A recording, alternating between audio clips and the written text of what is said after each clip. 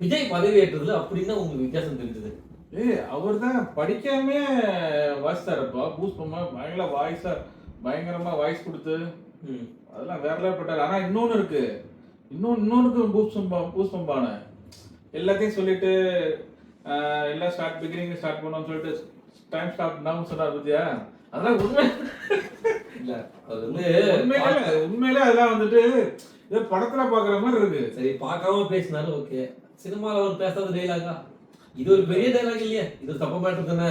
இருந்தாலும் ஒரு சிஎம்மா வந்து பேசுறது எல்லாத்தையும் மக்கள் பார்க்க சமயத்துல அது ரொம்ப நம்ம ஏத்த மாதிரி இருக்கு, நம்ம பதவி ஏத்த மாதிரி இருக்கு.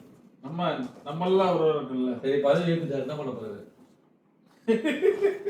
பண்ணிட்டு பண்ண